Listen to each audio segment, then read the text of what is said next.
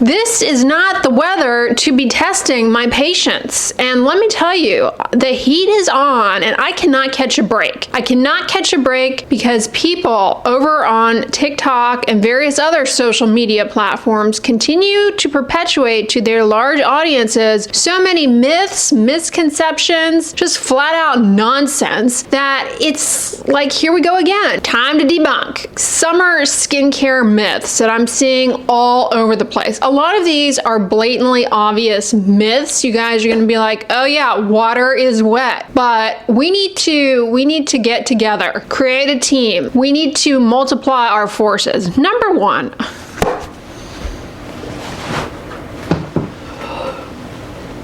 the myth of a base tan. Coco Chanel, I can't. You can't get a base tan and hope that that's going to protect you from the sun. And people will be like, oh yeah, your skin makes more melanin. So yeah, it's more protected and you're better off and sunscreen is a lot. A base tan, if you are able to tan, not everyone can. A base tan, do you want to know what kind of SPF that is? An SPF of 2. SPF of 2 is comical.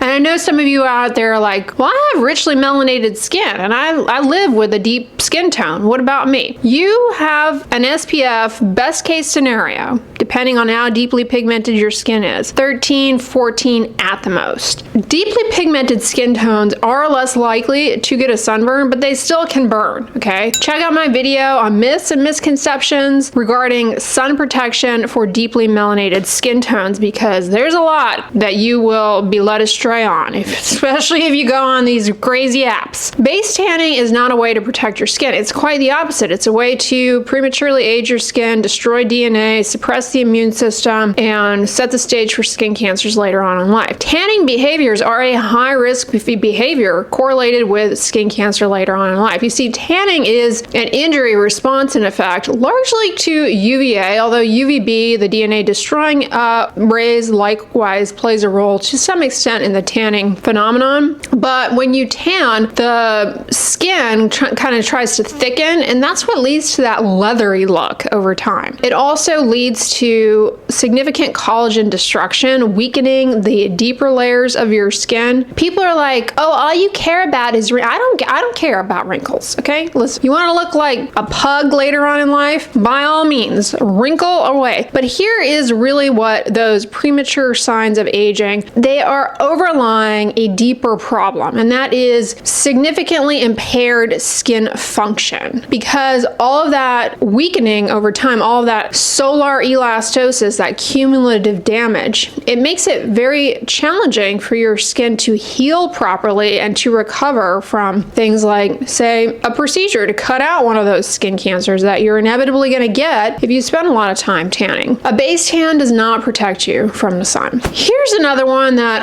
I don't even know how to begin to debunk because it is so nonsensical. It's like debunking the myth that air does not exist. Like, where do we even start? And I brought this up a couple of times in videos because I'm worried that people are starting to believe this nonsense. Wearing sunglasses will cause your skin to burn. I can't make this stuff up. I can't make this stuff up. I think people are somehow being led astray to believe that UV and visible light from the sun entering your eyes triggers something in your brain to make more pigment, more melanin, and that's not really how it works, okay? That's not how it works. You don't get melanin in your skin. It does work to act like a little umbrella over the DNA in your skin cells to attempt to shield them, but it's not a perfect shield, and it by itself is actually responsible, especially depending on the type of melanin pigments that you have. It actually has a dark side, no pun intended. They can actually be very inflammatory. The reason the sunglass myth is so damaging is because your eyes are very much harmed by unprotected sun exposure. Sets the stage for all sorts of eye problems, glaucoma, cataracts. You can get significant sun damage on the surface of the eye. You get this little accumulation of these like white little hard plaques. Not to mention aging around the eyes, wrinkles, and skin cancers on the eyelids do happen pretty commonly, and they're really challenging to remove. As you can imagine, there's just not a whole lot to move around there. You got to bring in stuff sometimes from somewhere else. And if you've got a background of extensive sun damage at baseline, presumably because you're somebody who has just ignored sun protective advice, well, good luck. This is especially damaging too to send this message to people who might have young children, because young children not only should be protecting their skin from the sun with sunscreen and sun protective behaviors while they are enjoying the outdoors. The kids need to be playing outside, in my opinion, which nobody really asked me for, but I mean, presumably you did because you're here. So they can do that and get all the benefits while protecting their skin from the sun, but their eyes also. Along this line, I think a lot of people have been misled by certain podcast gurus to believe that if your child wears sunglasses, that they're going to have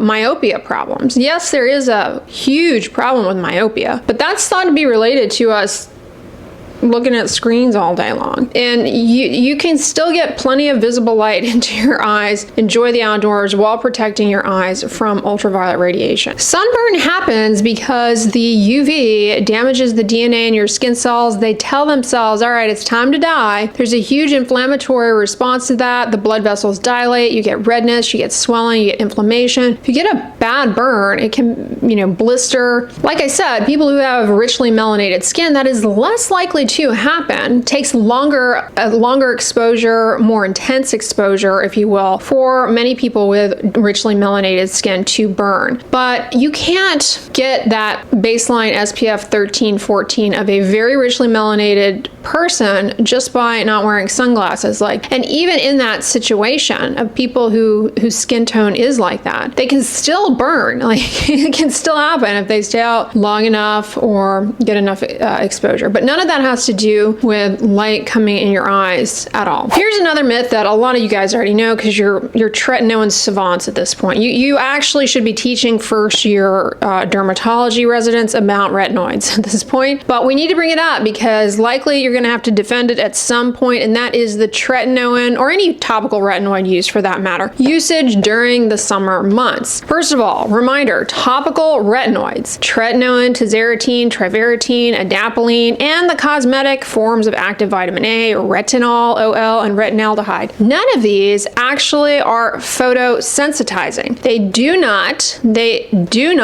have any impact on the minimal erythematous dose. That's the bare minimum amount of sun exposure, ultraviolet radiation exposure needed to begin to visibly damage your skin in the formation of light redness. Doesn't impact that. In contrast, medications that do make you sensitive to the sun definitely can skew that about, so less sun exposure is needed to get a burn. But that's not what goes on with a topical retinoid. Topical retinoids actually can help your skin in combination, okay, that's key, in combination with good sun protective behaviors, help lessen the overall destruction that occurs as a result of exposure to ultraviolet radiation. Some of them are anti-inflammatory, especially adapalene, and they can also halt the upregulation of collagen destroying enzymes that are activated normally when you are exposed to the sun in an unprotected fashion. Not only do they not need to be stopped in the summer months or when going on a sunny beach vacation, but they actually, when used and continued, can help lessen the overall burden of sun damage. Again, provided you are real good about protecting your skin from the sun. So to be clear, wearing a topical retinoid, you don't have to stop it, but it's not a form of sun protection by itself by any means whatsoever.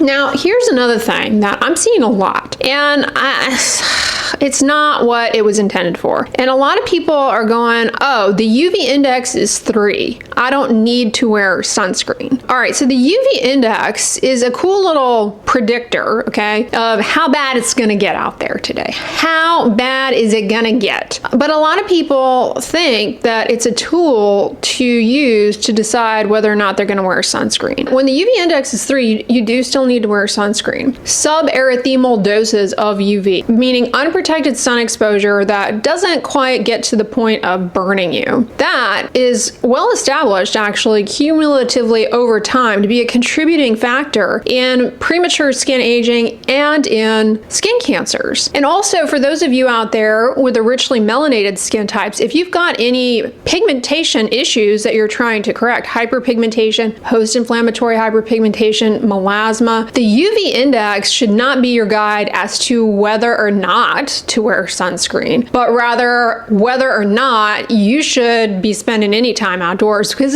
when it's really, really high, you know, myself personally, I'm like, it's not worth it today. It's too intense. Like, I'm gonna have to be fully cloaked out there. You should actually just try and minimize completely time outdoors when the UV index is really high, like above 8. Recently, sadly, I saw an Instagram story from an influencer who had her children saying, "Mom, the UV index is 11, gonna go work on my tan." And she was like thumbs upping and sharing. I'm going,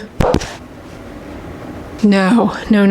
So a lot of people are misusing the UV index. It's better to look at the UV index to decide how rough is it going to be out there. So you can say, all right, I'm really going to need to rein in as much as possible other sun protected behaviors and try my best to avoid being out there in the midday when those UV rays are most intense. A low UV index doesn't mean there's no UV and that there's no possibility of it damaging your skin. Here's another one I recently debunked, thinking, oh, I'm just, repeating what I've said before. And lo and behold, there are people who are like, wow, never heard of this, or oh my gosh, you're totally wrong. You're totally wrong. But I'm right. Shaving your face or shaving any hair doesn't make it grow faster, thicker, darker, longer, stronger. The rate of hair growth, hair thickness, hair color, all of that is taking place well below the surface of the skin and the follicle down below the surface of the skin. Cutting the hair does not signal back to change the behaviors of those cells. Where a lot of people are mistaken is they see what is growing back, stubble. It looks thicker, it looks darker. And that has to do with the fact that you are cutting the hair in a blunt fashion, so you don't have that tapered end. So it feels rougher, it feels thicker, and it looks darker. Now, I get not wanting to shave because you don't want to deal with stubble. Maybe your hair grows really fast. Totally understand that. Shaving it is not what makes it dark, thick, long, strong, any of that. If not, we would just shave our heads every so often in order to get the hair of our dreams, right? It doesn't work that way. A lot of people want to know what's the best way to remove unwanted hair. There is no best way. There are many ways to remove unwanted hair, and they all have pros and cons. Now, laser hair removal, maybe you have heard, can cause paradoxical hypertrichosis, meaning it can cause an increase in hair growth paradoxically, meaning like, whoa, what's going on here? But that has to do with it affecting the follicle down deep, but it's not something that happens just from manipulating the hair at the surface at all. All right, y'all, that is a wrap up with regards to ridiculous summer skincare myths that drive me berserk, but they're out there, and I know you guys encounter these a lot. Maybe not so much in your personal life, but maybe just scrolling on the internet, because there tends to be a mindset online that, have you noticed, doesn't actually manifest in real life. When you interact with people in the real world, they'll be like, what are you talking about? There are tons of myths. There are tons of myths and misconceptions. On the end slate is going to be another video going over more ridiculous nonsense. So watch that one next if you like these videos. But if you like this one, give it a thumbs up, share it with your friends, and as always, don't forget, sunscreen and subscribe. I'll talk to you guys tomorrow. Bye.